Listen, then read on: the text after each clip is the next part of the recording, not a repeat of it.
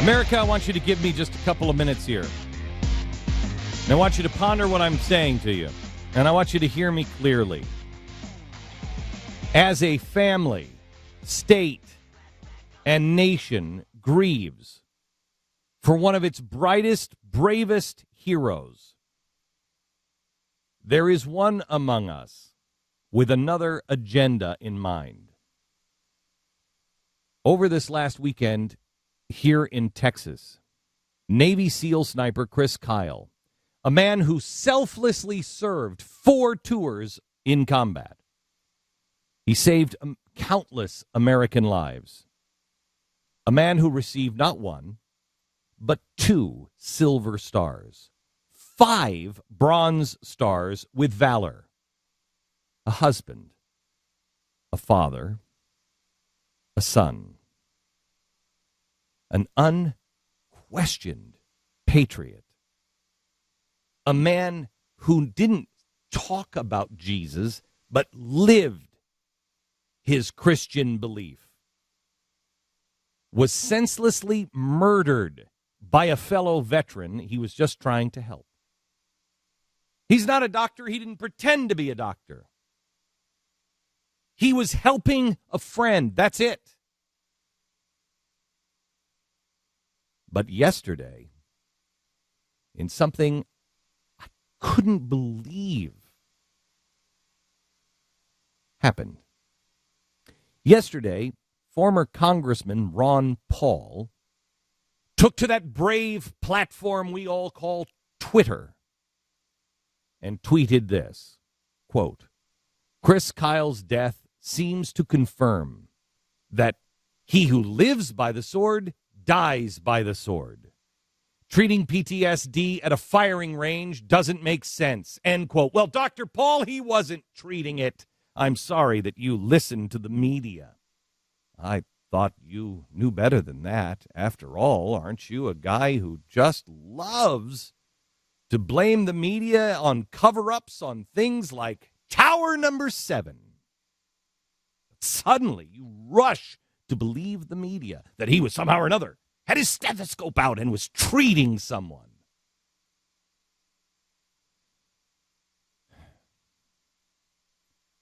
Dr. Paul, as I have said many times, we share many ideas about freedom and the Constitution. And I know you fought hard for the Constitution over the years. But as I have also said many times, we disagree on a good number of issues. But even those who disagree can respect each other. And I've always had healthy respect for what you tried to accomplish for the cause of liberty. I understand so unbelievably clearly that you don't like the foreign wars our nation has been involved in. I understand that you've been fighting against them from day number 1, and I also understand that some of us haven't. But some of us are at a different level of understanding. We're not all Dr. Paul now. But Chris Kyle and those like him are not the policymakers, Doctor. As Americans, we don't go over to the graves of even the German soldiers from World War II and dance on them. Because it's what sets us apart. A fundamental respect for life. Would you tweet something similar about somebody who smokes? Well, died of cancer, huh? He who lives by the cigarette dies by the cigarette. Would you tweet the same thing about those involved in auto accidents? How about pilots? And those in the muted media, is this how you would react if some doctor would make some kind of statement about Rock Hudson or Freddie Mercury? Somehow or another, I think not. Chris Kyle gave all that he had as a volunteer for his country. In a nation that doesn't require mandatory service on anything It doesn't even require responsibility anymore. We rely on those few who are truly special, those few who are driven to put their lives where their beliefs are. And Chris Kyle did so repeatedly. Dr. Paul, so many Americans admire you because you were willing to put yourself out there in Washington for a cause in which you believed. Chris Kyle was no different. He was willing to put himself out there for a cause in which he believed. Except he did it with other people actually shooting at him on the battlefields of Iraq and Afghanistan. Quite honestly, what Ron Paul wrote yesterday sounds more like the ramblings of Code Pink, the new Black Panthers, or the Westboro Baptist Church. I can't decide which one you've gained a membership in, maybe all of them.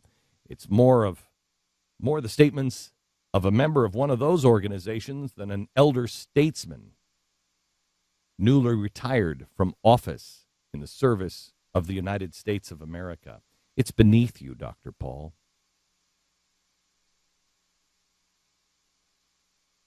You know what one of our problems is as a country? We're no longer decent to one another. And I know there are many that'll say, oh, we'll talk about the pot calling the kettle black. I know. But see, that's the point of being human. Recognizing your mistakes and then trying to be better the next day. When you assess a problem, when you say, you know what, we shouldn't be in all these foreign wars, you admit your mistake and you move forward. You know, we shouldn't have the Patriot Act because they didn't mean the sunset. Oh, then what are you going to do? Honesty and decency is required. What I want to say is not always what should be said. Example, right now to Dr. Ron Paul. Why shouldn't it be said? Because we should be civil to one another. And we've all said things that we shouldn't have said. And maybe that's the way Ron Paul feels about this tweet last night. Maybe he regrets this serious error in judgment. I hope so. I hope that his isolationist views when it comes to the U.S. military haven't so blinded him to the reality that he can't so much as even take a pause in life and reflect on the sacrifice and the courage and the honor of the men and the women who put their lives on the line every day, every single day, because Congress and the president demand it, because liberty demands it, even if you disagree.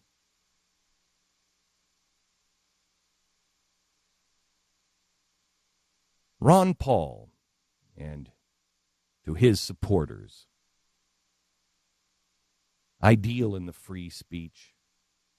I deal in the First Amendment every single day.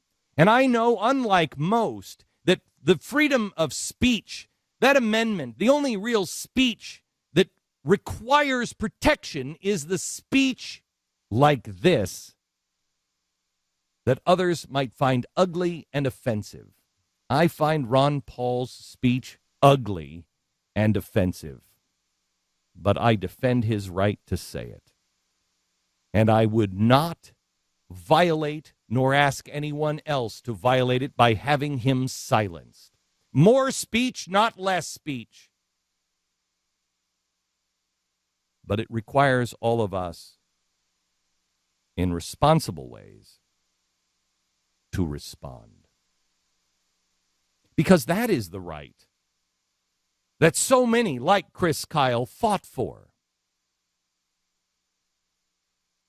I'm becoming more and more libertarian every day. I love these people who just pretend they were born libertarians. No, I've always known. Well, I'm sorry, I'm imperfect. I guess I'm an imperfect species. But I'm learning something new every day. And I learned a few years ago, I think it was about 6 years ago, I started calling for the troops to return home.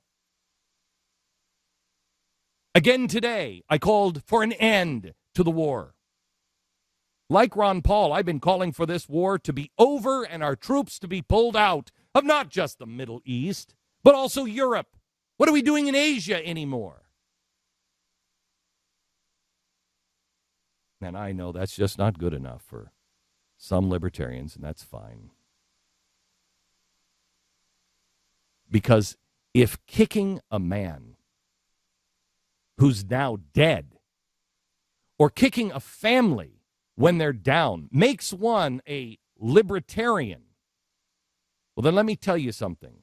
You so-called guardians of liberty have grossly misread what is required for man to rule himself and for man to be able to create a civil society. We must first be civil to each other. For those in this audience who have wondered over and over again why I haven't and why I could never support Ron Paul, this should finally answer your question.